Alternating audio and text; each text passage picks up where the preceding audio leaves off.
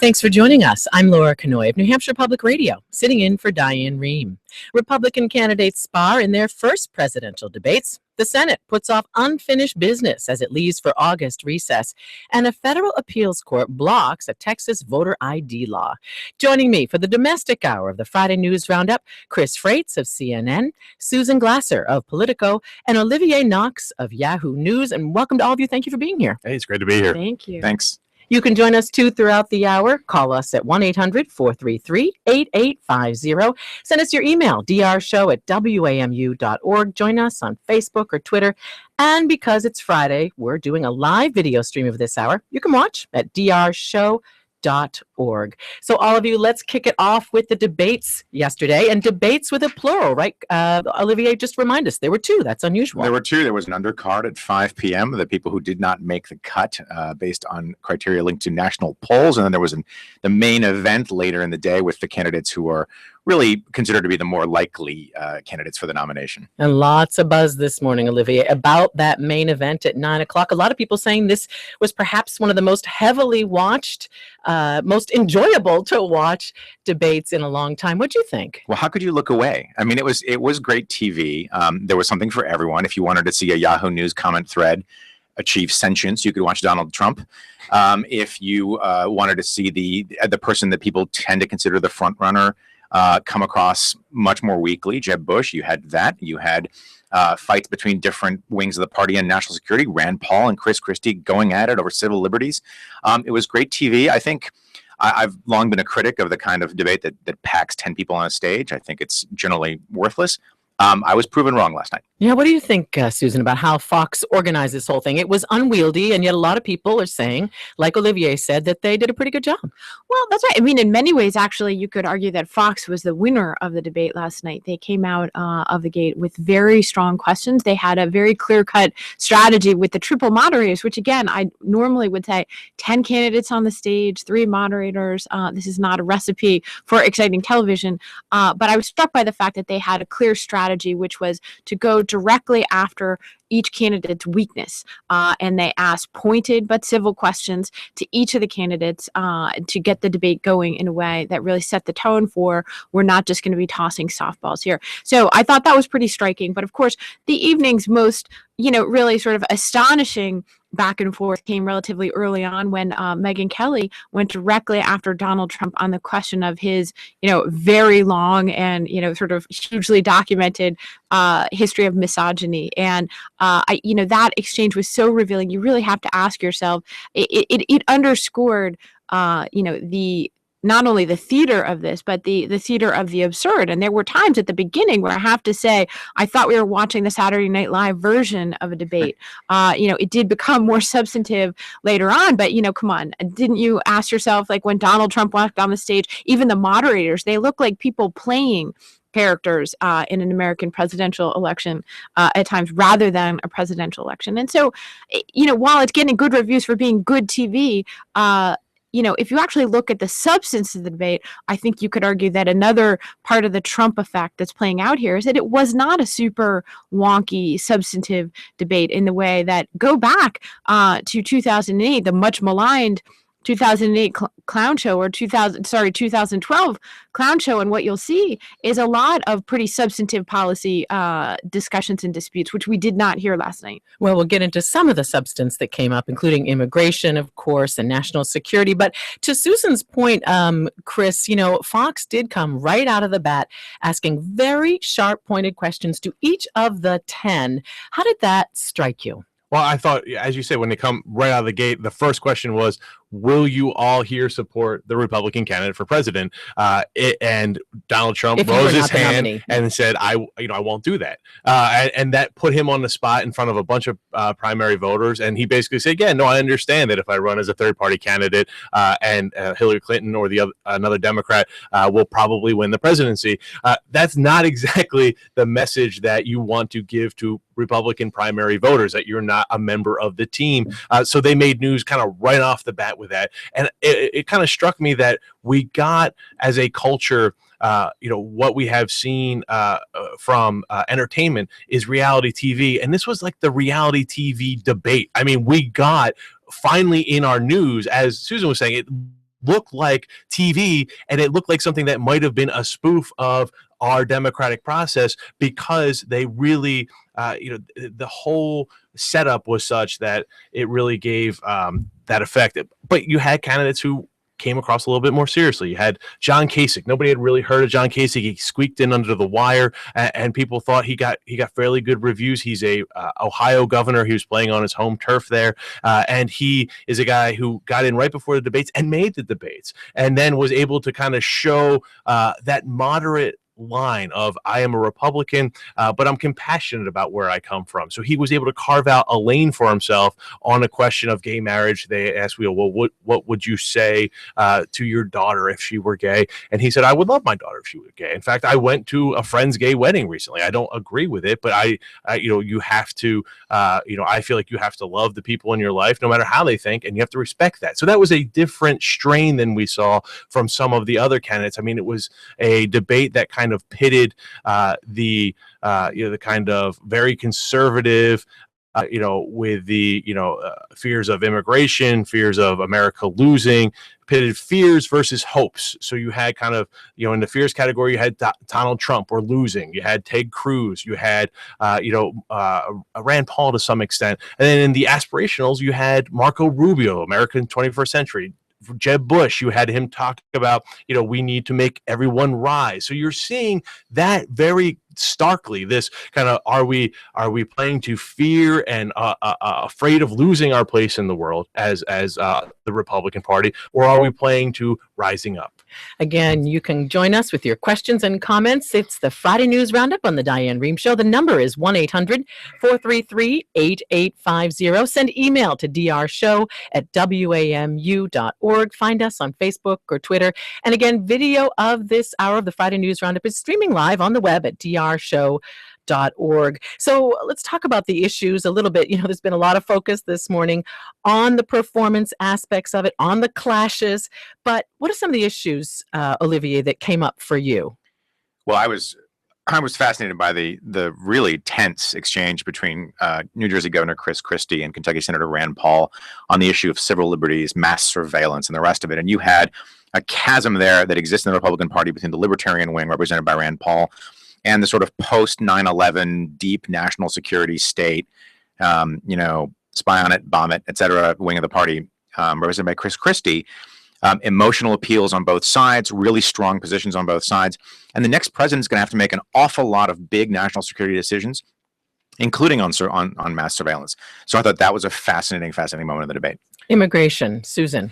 Well, I mean, to me, this is where you really saw that with 10 people on the stage and Donald Trump as well, the policy conversation gets stuck on talking points and really doesn't dig deep. And I think immigration is a good example of that. The argument on the stage was Donald Trump claiming that we wouldn't be talking about immigration if not for him, which is clearly a pretty laughable contention. And you do have a divide on the policy positions of these candidates, but they've worked hard to try to obscure that fact. Jeb Bush, remember, had been a proponent of a pathway to citizenship. Marco Rubio, sponsor of a bill, both of them are not talking about that anymore and have significantly tried to modulate their positions in the effort to appeal to a harder line Republican electorate. So, that's a striking thing. Especially because it's basically an applause line to a very conservative audience and a conservative Republican electorate to sort of say, hey, we're holding the line. I believe that some of the loudest moments in the hall came when Donald Trump turned to Jeb Bush and said, I want to build a wall and, fine, I'll have a big fancy door in it, for people to come through legally. But, it's that kind of rhetoric that's frankly not really a policy discussion as much as it is, a speech. Okay, so last question on the debate for all of you. I watched the late one. I was not able to watch the 5 o'clock. So to you, I think, Chris, did anyone at the 5 p.m. influence what was discussed at the 9 p.m.? Well, I think so. I think we saw Carly Finery do it. In fact, they showed a clip of her to set up one of the questions when she was, knocking President Obama. So I think she really stood out, and she needed a strong win. She's somebody who doesn't have a lot of name ID. She doesn't have a lot of money. She's only raised like $1.4 million for her campaign. So that was a real boost for her. And we'll see if she gets some more support from that. She maybe can convince donors that to take her more seriously. And then maybe she'll get an invitation to the adult table in the next round. And I think somebody who might have to go from that based on the debate performance was Ben Carson. I mean, he didn't come across as particularly electric. He didn't come across as, he had some very good answers, but he didn't shine in the same way that I think Carly Fiorina did. Yeah, I love your thoughts too, Susan, on the 5 versus 9. Well, it really does strike me we're talking about a reality show at this point, right? It's like, okay, do we get to vote Ben Carson off the island? And that, unfortunately, it's just bears little resemblance to American presidential campaigns of years past. I do agree that Fiorina had a much stronger performance than the others if you watch that debate. But what was striking to me is, really doesn't matter at all. That was a stage in which, roughly speaking, whether you use the public polls or not, to me, it seemed that it was more or less roughly the correct division between those candidates whose background, resumes, and performance last night stood out. And the people on the stage with Fiorina, it wasn't that hard for her, it seemed to me, to take advantage of a very weak field. Fox, by the way, seemed to go out of its way to make it clear this was the also rans debate with the empty arena and a really second-tier set of questions. Coming up, more of the Friday News Roundup. We'll be right back.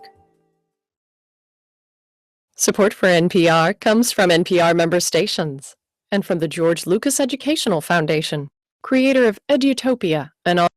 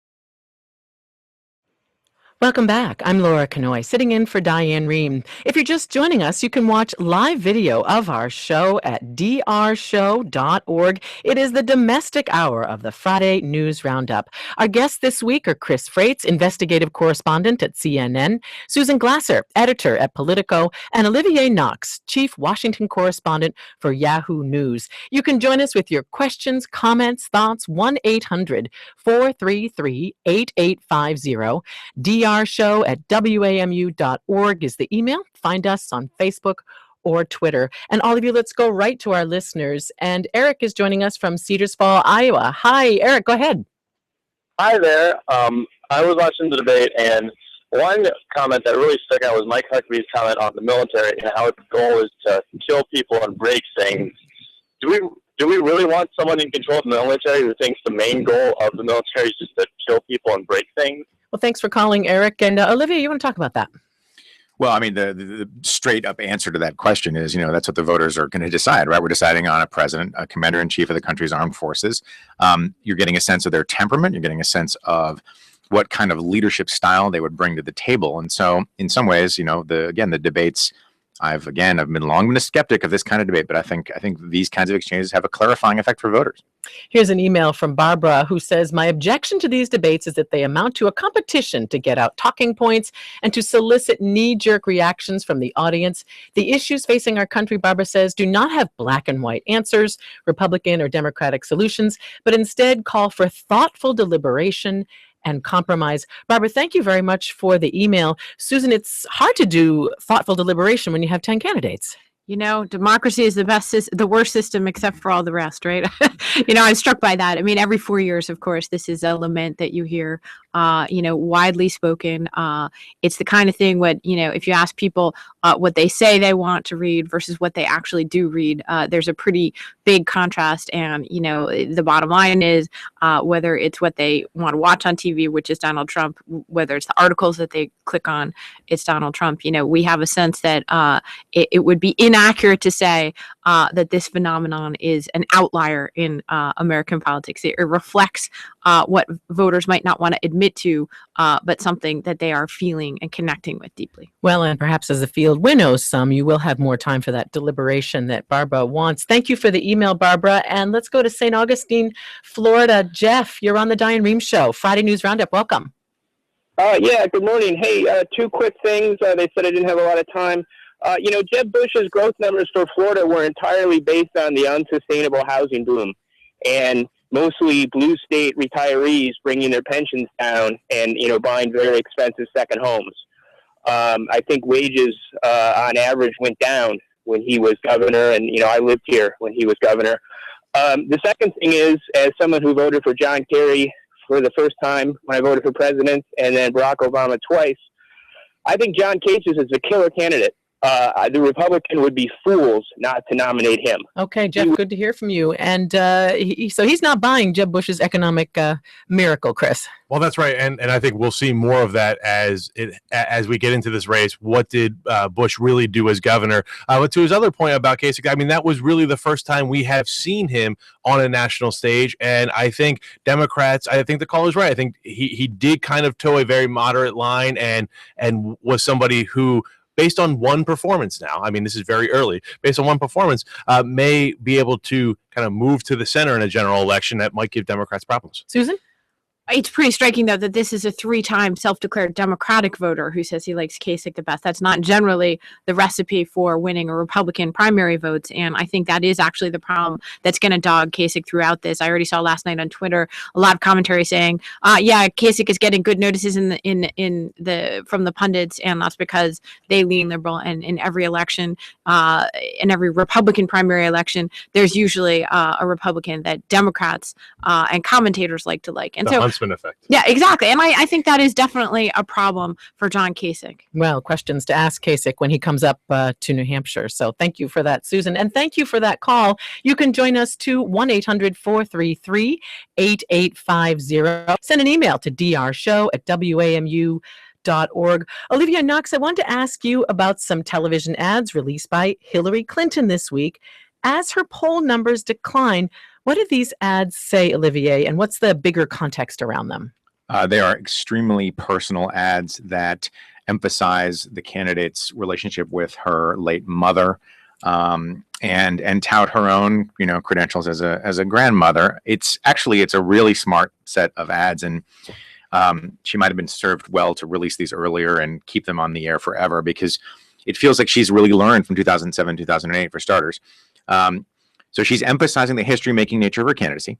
She's reaching directly out to women who she needs in order to win, and she's addressing the sort of personal likability, trustworthy, and this candidate cares about my concerns issues, which are all weaknesses of hers in recent public opinion polls. So I think these are directly addressing the failures from 8 years ago, and the current polling environment for her. So this sort of biographical, here's who I am, here's why I'm a nice, warm, fuzzy person type of ads. Exactly. Yeah, go ahead. No, and I think Olivia is actually very right, and I think she probably could have released them a little bit earlier, but the timing is interesting because we are starting to see, her favorables and unfavorable ratings drop off. I mean, she's upside down now. Our latest poll at CNN, her favorable rating was 44%. Her unfavorables were 49%. So I think she's trying to buffet against that, particularly at a time when Bernie Sanders is coming on, and she realizes that she might need to start to tell that story of Hillary Clinton, why she is a real person, because she's been somebody who's been in public life for so long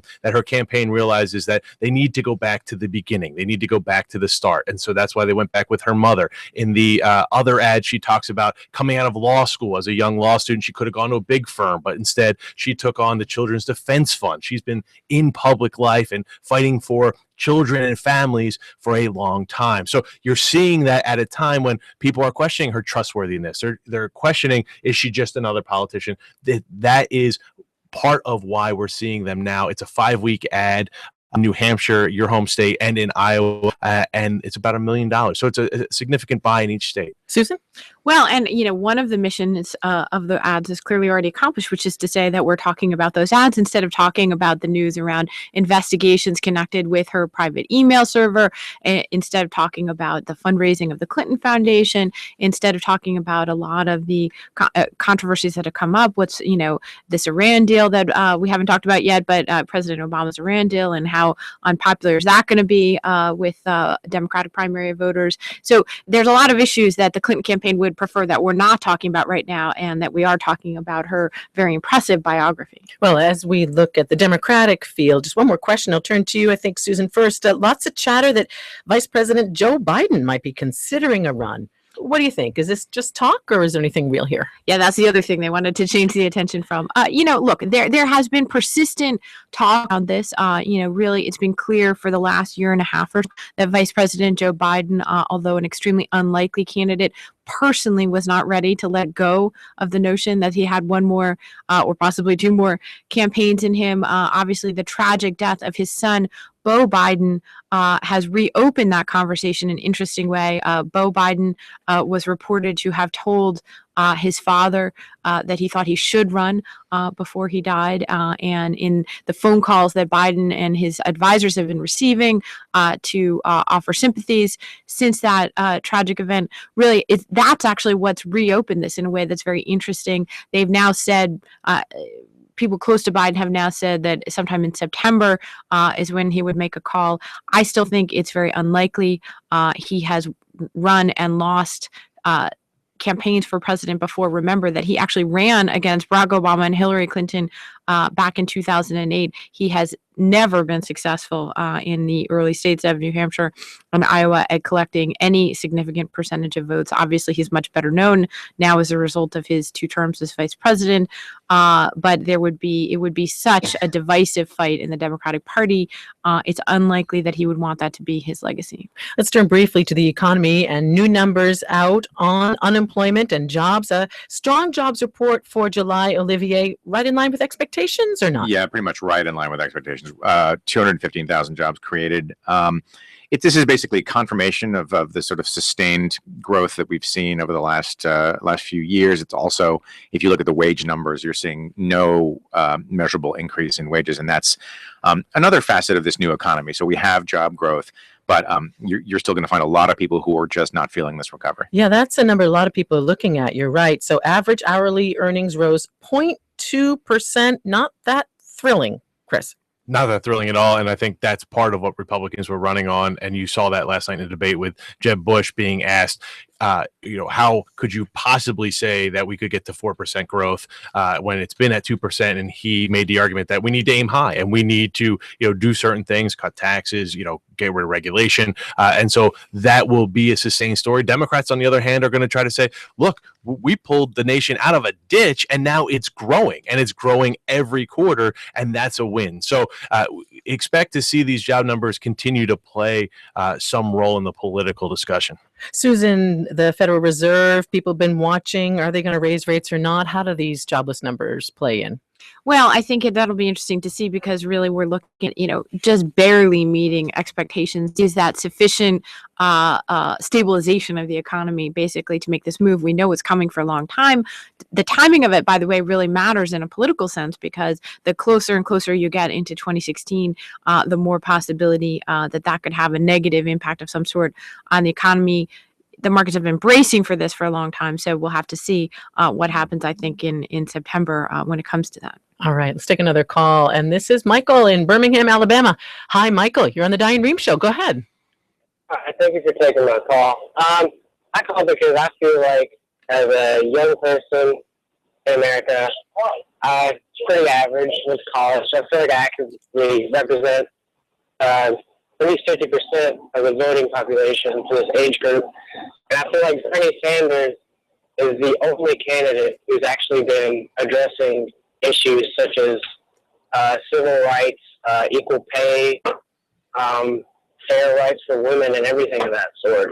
And I want to know why he's not getting as much attention as somebody like Donald Trump or say Jeb Bush. All right, Michael, thank you very much for calling in. Millennials for Bernie Sanders, feeling the burn, as they say. Feeling the burn. Sure. I mean, this is the hunger in the Democratic Party for someone from what we'll call the Elizabeth Warren wing of the party to run to offset the much more establishment Hillary Clinton, who, after all, has deep and long ties to places like Wall Street, and who is, a multimillionaire many times over. The people I've talked to on the road see Bernie as one of two things: either authentic and really ready to fight for them, or kooky and off kilter. And these are Democrats that I'm talking to. He's my former home state senator, one of them. I've talked to him and known him for a fairly long time. I think it's going to be completely fascinating to have an actual on-stage debate with some of these Democratic candidates. But yeah, there's no doubt that he's appealing to a pretty solid segment of Democrats, including in your home state, where he is essentially within the margin of error behind Hillary Clinton. He is playing well in New Hampshire. How about Iowa, Chris? Well, I think in Iowa he has what many candidates who are new to the national stage have, which is an organizational problem. I mean, he needs to get on the ground there. The caucuses are complex. They're more of a negotiation than a ballot cast. So I think, there is in Iowa, just as in New Hampshire, there is the Elizabeth Warren wing. They were organized in Iowa. There was a, Warren for Iowa. I wouldn't doubt if he can turn that, to his advantage, because he is taking that role. And so there is a hunger, I think, in a Democratic left for that kind of voice, and he's filling that void. I'm Laura Knoy of New Hampshire Public Radio, and you're listening to The Diane Rehm Show. If you'd like to join us, call 1-800-433-8850. Send an email to drshow@wamu.org. Find us on Facebook, send us a tweet. And don't forget, you can see all of our guests on our live video stream at drshow.org. Susan, I did want to start off with you talking about the news last night that New York Democratic Senator Chuck Schumer is going to oppose the Iran nuclear deal being promoted heavily by President Obama. Was this a surprise? Well, there have been indications over the last few days that he was leaning this way. Schumer is the most prominent, the most powerful Jewish Democrat in Congress, and so he has an outside voice, not only because that is a significant constituency for Democrats for President Obama, but also because he is expected to be the incoming Democratic leader of the Senate, and it certainly is a blow for the president in that sense to have the lead Democrat among his Senate colleagues as somebody who presumably is really looked toward on such a significant policy decision. So again, what you're hearing out of the White House today is, well, we knew this was going to happen. It's not necessarily a big deal. I found it very significant that Schumer chose not only to say publicly that he was coming out against the deal, but to release a very detailed point-by-point attack on the deal. And I think you're going to be hearing an awful lot of quotes of Chuck Schumer used by Republicans and other opponents of President Obama's Iran deal in coming days. I think that was much more damaging to the White House than they could have expected, even just from a potential no vote on his part. Yeah, so he didn't just say, Chris, I don't like this deal. He laid out point by point why. He laid out, and he also said, I would vote to override the veto. So he's also saying, I'm going to vote against it, and I'll vote against my president's veto, which is significant as well. It's a pretty strong message, It's a pretty strong message. But you have to remember that Schumer waited on making this announcement. In fact, most people in the Capitol that I've talked to, believe he was waiting to make sure that deal would pass before he came out against it. Kristen Gillibrand, his colleague from New York, the junior senator from New York, yesterday said that she would vote in favor of the Iran deal. Many people believe that was the 33rd vote that they need to sustain Barack Obama's veto. If, in fact, this resolution of disapproval passes, the president will veto it, and they believe that neither the House nor the Senate will be able to override it. But Schumer was playing both sides against the middle here, by and large, and he came out, if he really wanted to whip against this, he would have done it much earlier. And so it's a personal position for him, but I don't see him leading a kind of opposition against this and getting Democrats to overturn this deal. Well, and Olivier, President Obama gave a speech at American University promoting this deal. Who was his intended audience in that speech? It was any wavering Democrats, including Chuck Schumer, including potentially Chuck Schumer. I think this didn't really surprise the White House all that much, to be honest. It was a notable speech for a few reasons. One is just how absolutely unapologetically pugnacious and partisan it was. He really took it to the critics of the deal. Give us a little more there. Yeah. Well, he accused Republican members of Congress of making common cause with the hardliners who chant "Death to America" in the streets of Tehran. That was a fairly pungent moment in the speech, and it's really deeply upset. Or I shouldn't say that. Republicans are professing to be deeply upset by this rhetoric. Senator Mitch McConnell has asked the president to retract it. My understanding is that in an interview on CNN this weekend, the president comes back and says, "No, what I said was strictly accurate." He accused the people who opposed the deal of basically being Iraq War supporters. He really had a lot of tough rhetoric. All right. Well, coming up, more of your calls and questions for our panel on the domestic hour of the Friday News Roundup. Stay with us.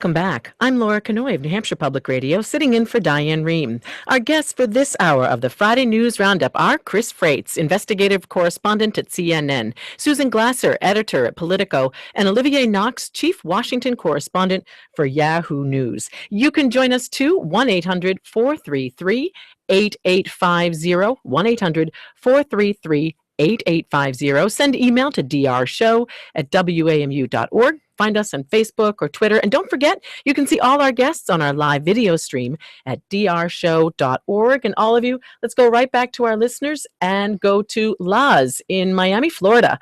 Hi, Laz. Go ahead. You're on the Diane Rehm Show. Welcome. Yes, I wanted to comment regarding Senator Chuck Schumer. I lived in New York for 15 years. I supported Chuck Schumer financially, and I looked at him as a leader. And I just wanted to say that I have lost total respect for him. And I'm going to blame him responsible for the fact that Iran is now going to return to enriching uranium, and perhaps even more vigorously so. And I just look at him as another pandering politician. Okay. Well, Laz, thank you. And what do you think, Susan? Will there be a political price to pay for Senator Schumer? Well, first of all, the outcome is not clear, and Obama prevails as was sort of making the case for why it's quite possible that the White House still has the votes to sustain its Iran deal, even in the face of opposition from Schumer and some other key Democrats. Then it's unlikely, and we're not going to know anything really. It's very unlikely that we'll know about Iran's nuclear program for a long time. Remember, this sets a 10-year time horizon, more or less, sort of stops the clock, in effect. That would be one of the main results, presumed results of the Iran deal. So it's not clear that this sort of doomsday scenario that the caller is sketching out would actually come into effect. And certainly there is not going to be a straight line between Chuck Schumer and Iran's nuclear program in any case. So it's highly unlikely, I would imagine, that this causes him any political trouble in New York. I think there's a small risk, though, with what I'll call the Obama coalition voters. Yes, when Chuck Schumer came out against this, Dan Pfeiffer, the former senior counselor to the president, went out and said on Twitter publicly, he didn't email a couple of reporters, he went on Twitter to say this is going to affect his ability to be an effective leader in the Senate. The rank and file of the party is going to mistrust him more. It's going to affect his ability to have a national sway, national influence, and the rest of it. Now, the Senate, they're all a bunch of cold, calculating political animals. I don't think it's going to have a huge impact. But the price of defying Chuck Schumer now just suddenly went down for a lot of liberal Democrats. So I think there actually is a potential price to pay here. All right. Well, thank you for that call, Laz. Again, the number 1-800-433-8850, drshow@wamu.org. You can send an email there. So let's talk about the Senate and Chris heading into August recess with some unfinished business. What did they leave on the table? They left a bunch on the table. They left the Iran deal, which you've been talking about. They also left the Planned Parenthood debate. Remember that there have been some undercover videos that have come out that have showed Planned Parenthood officials talking about the selling of different fetal tissues and organs to different for different kinds of research that has inflamed the right and really brought the abortion issue back to the fore in the Republican campaigns. We saw it last night in the debate, and on the Senate floor this week we saw a vote to defund Planned Parenthood. They get about $500 million in largely Medicaid funding from the federal government, and that vote failed in the Senate. They didn't have enough votes to run a straight bill to defund it. So now there is talk about the last train leaving the station, and that will be a bill to continue funding the government. That comes up in September. That's another piece that they left undone going into the August recess. And now it looks like there will be a fight about whether or not they put an amendment on that funding bill to defund Planned Parenthood. Now, of course, Democrats are staunchly opposed to that. And if you hold up that bill, then you cut government funding. And this becomes a fight over defunding Planned Parenthood versus threatening to defund the government. Now, this happened in 2011.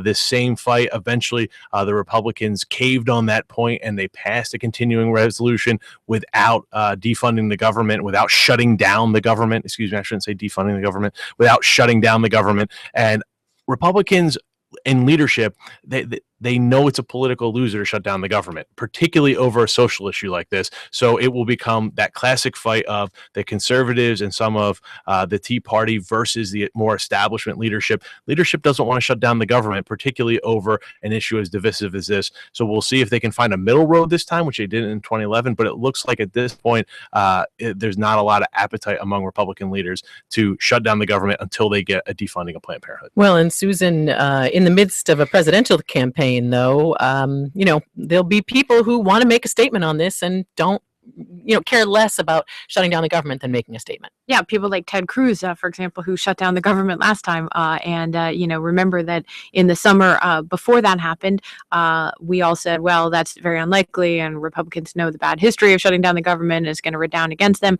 And the Senate is wired in such a way that an individual or a small number of individuals certainly have the possibility to wreak some mayhem. Remember, there's still some budget back and forth that could lead to this problem. Never mind the highway, Cliff. Once again, what Congress did was it kicked the can down the road only as far as October on the very crucial matter of replenishing the Highway Trust Fund to keep highway spending going. So there's a whole number of issues that Congress did what it's very good at, which is to say playing kick the can and deferring to the fall. So we're going to have a pretty contentious and partisan fall. I do think the Planned Parenthood issue, as of right now, seems unlikely to be the thing that triggers a massive crisis.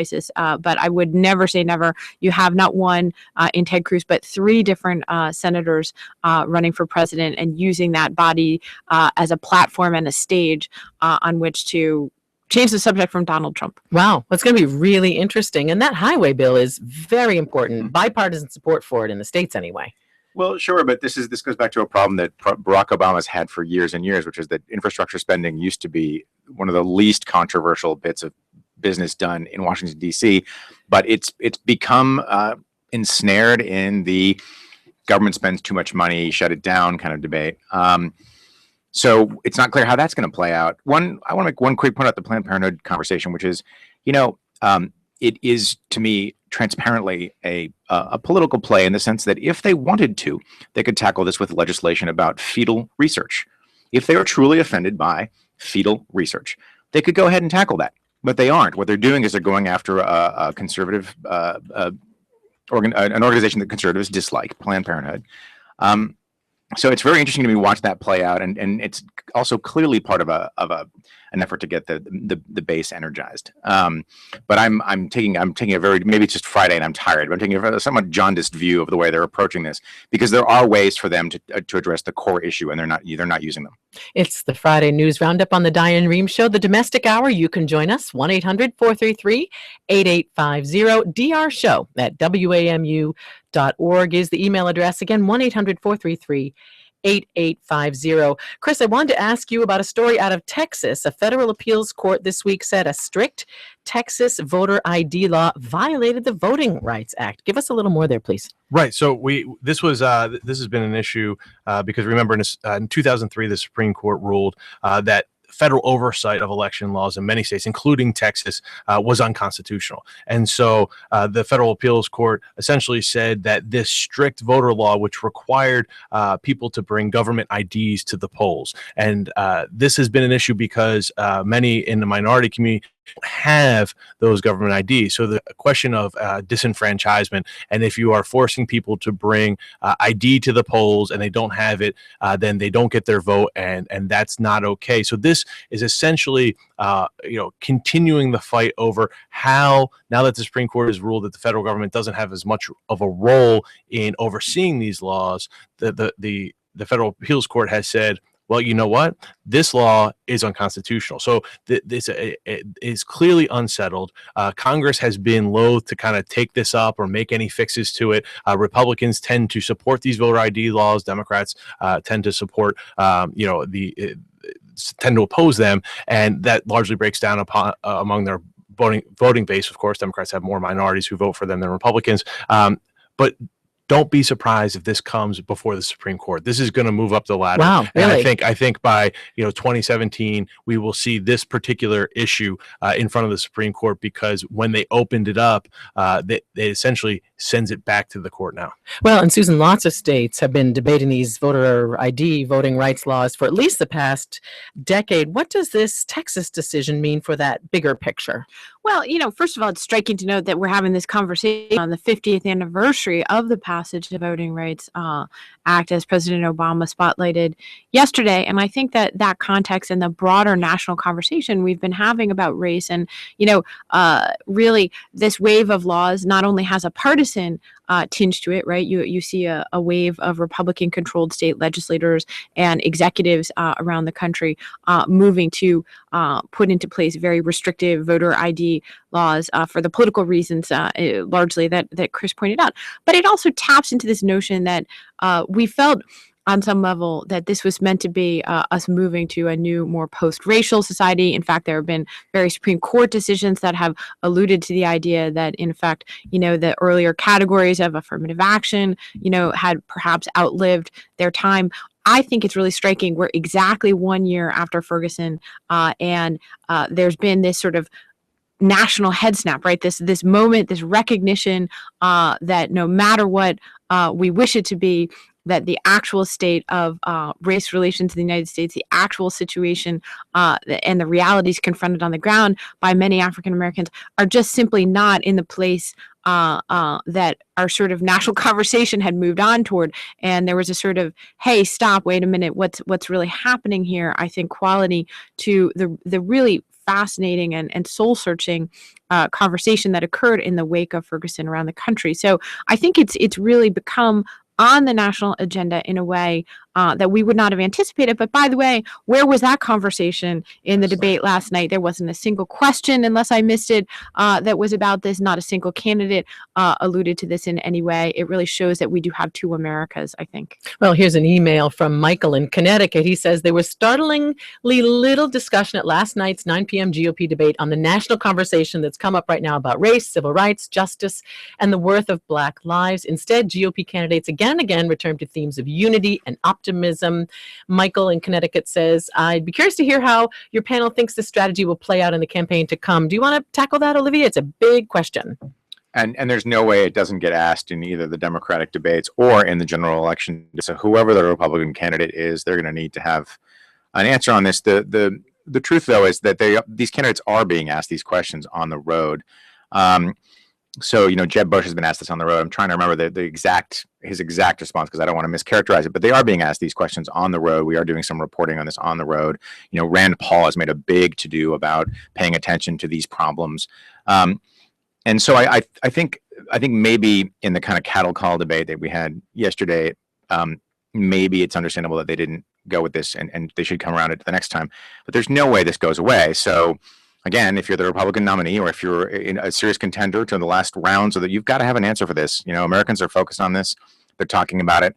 And you need to have an answer. Well, some Democrats have been chided too, Chris, for not paying enough attention to some of the issues that Susan raises. Well, absolutely. I mean, Hillary Clinton took heat for saying that all lives matter, and then she backtracked and said, "Well, of course, I believe Black lives matter," and I wasn't suggesting that by saying all lives matter that I was, that I didn't believe that. But going back to the debate last night, there was one question, and it was about the state of police relations with minority communities, and I can't remember if it was Scott Walker or who it was who answered it, but the answer from the stage was essentially that we need to support law enforcement and we need to make sure that they're doing their job and that they get training and that we get the bad ones out. But it didn't really touch on a lot of those underlying cultural and racial discussions that we've had. It was very much a law and order answer, which is not surprising from a Republican debate stage.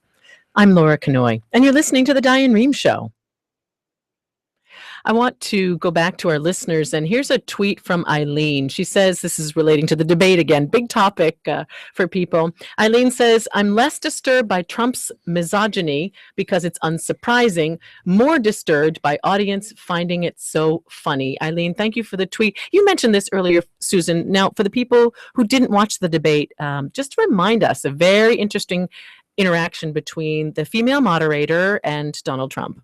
Well, that's right. By the way, I'm glad that this person brought this up, because I was struck by that too. Who are these people who are clapping as Megyn Kelly lists Donald Trump's, very outrageous statements of, just pure hatred of women. He tried to dismiss her. He cut Kelly off, remember, and interrupted her. He said, no, it's just about Rosie O'Donnell. And she said, no, Mr. Trump, it's actually, there's a lot of examples of where you've done this. And, what do you have to say about that? And he gave this answer about political correctness, which, by the way, I'm sure would have been his answer had you critiqued him on his lack of interest in the question of racial equality in the United States, for example. He would basically dismiss the question out of hand. That's a favorite technique.